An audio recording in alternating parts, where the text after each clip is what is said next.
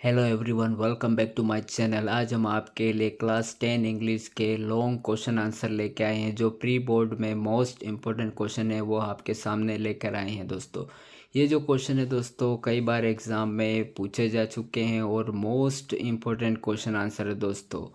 तो आगे बढ़ने से पहले दोस्तों चैनल को लाइक और सब्सक्राइब करें ताकि आपको हमारे आने वाले वीडियो के अपडेट मिलते रहे। तो चलिए दोस्तों स्टार्ट करते हैं क्लास 10 इंग्लिश के प्री बोर्ड से related most important long question answer. First question है, how did the post master and post office employees help Lencho? How did he react to their help? Post master और post office के employees जो कर्मचारी रहते हैं वो Lencho की मदद कैसे करते हैं और लेंचो उनकी मदद का कैसे रिएक्ट करते हैं? Answer, they collected 70 pesos and sent it to Lencho. वे 70 pesos इकट्ठे करते हैं और लेंचो को भेजते हैं। ही thought that the post office employees had taken away the remaining money. वो मदद तो करते हैं पर लेंचो क्या रिएक्ट करता है कि वो सोचता है कि उसने तो 100 pesos मांगे थे पर उनको 70 pesos मिले। तो वो सोचते हैं कि जो पोस्ट ऑफिस के जो एम्प्लॉयज़ है वो बाकी पैसे ले लिए हैं। आगे देखेंगे question number 2, how did the hailstones affect Lencho's field? What was Lencho's only hope? जो हेलस्टोन से बर्फबारी हुई थी उससे लेंचो के फील्ड में क्या प्रभाव पड़ता है, खेतों को क्या प्रभाव पड़ता है?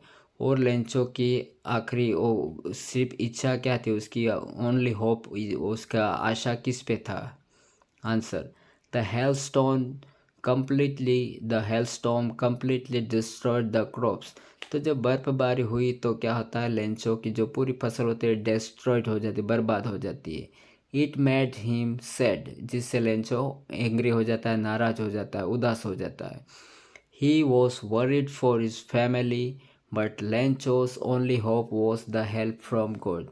वह अपने परिवार के लिए चिंता कर रहा था पर उसकी आखिरी इच्छा, उसकी जो आशा थी किस पे थी? भगवान पे थी। आगे देखेंगे question number 3, how did Mandela's hunger for freedom change his life? Mandela की जो आज़ादी की जो भूख थी उससे उसका जीवन कैसे बदलता है? Answer, as a student he wanted freedom only for himself but slowly his own freedom became the greater hunger for the freedom of his people।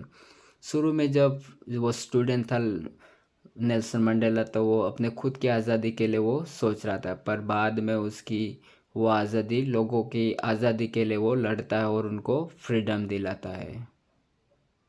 आगे देखें question number 4, the sight of the food maddened him। What does this suggest? What compelled the young seagull to finally fly? तो जो दृश्य था, भोजन का दृश्य देख के, अपने आँखों के सामने भोजन को देख के वो जो यंग सीगल था वो मैडन हो जाता, पागल टाइप से हो जाता भूख के कारण। और उसको वोट कंपेल, उसको किस चीज़ ने मजबूर कर दिया आखिरी में उड़ने के लिए? Answer, the young seagull was very hungry।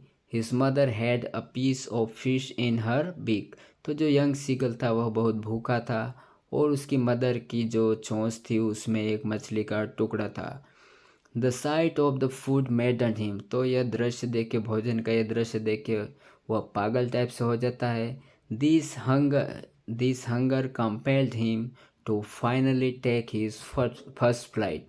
तो यह भूख से कारण वह पागल टाइप से हो जाता है और उस भूख के कारण वह उड़ने में, आखिरी में उड़ने में मजबूर हो जाता है।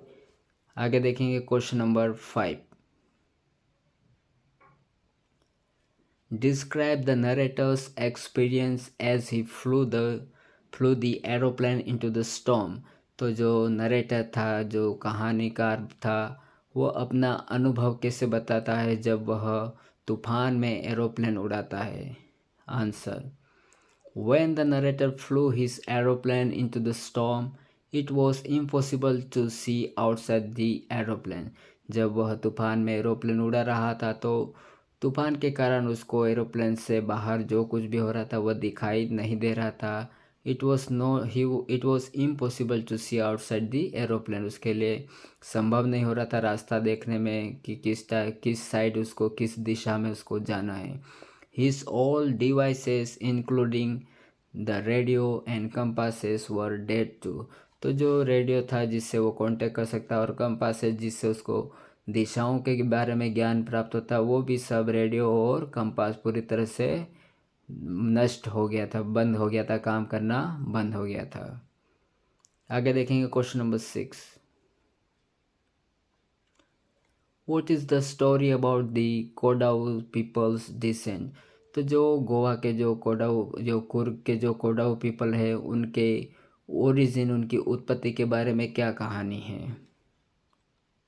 Answer, according to the author, the Kodavu people of Kurg are descendants of Greek और Arabs। तो जो कोडाऊ पीपल है उनकी उत्पत्ति या तो ग्रीक से मानी जाती है या तो अरब से।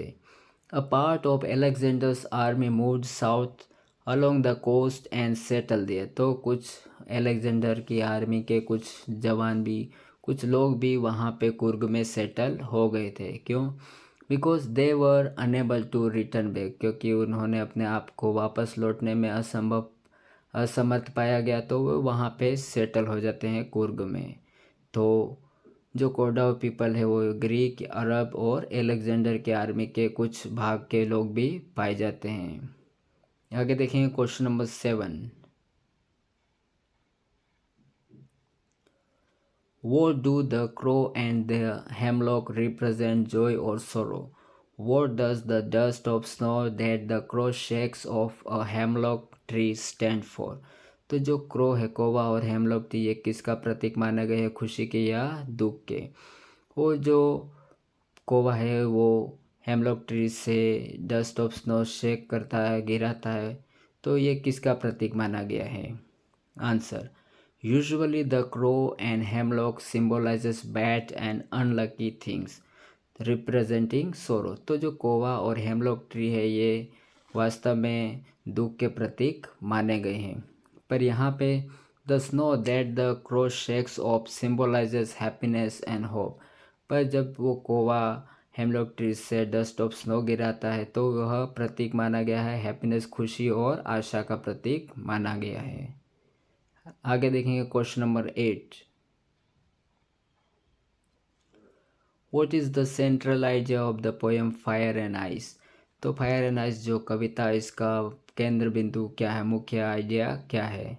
Answer, in the poem Fire and Ice the poet says that the world could meet its end through either fire or ice. तो इसमें फायर और आइस में कवि कहते हैं कि दुनिया का अंत दो चीज़ों से होगा, या तो फायर से होगा या तो आइस से होगा। Here fire represents human desires. तो यहाँ पे फायर जो है इसको प्रयोग किया गया ह्यूमन डिज़ायर, मानव जाति की इच्छाओं से। वाइल आइस सिम्बोलाइजेस हेट्रेड, और जबकि आइस जो बर्फ का प्रतीक माना गया है, नफरत से इसका प्रतीक माना गया हेट्रेड। आगे देखें क्वेश्चन नंबर 9।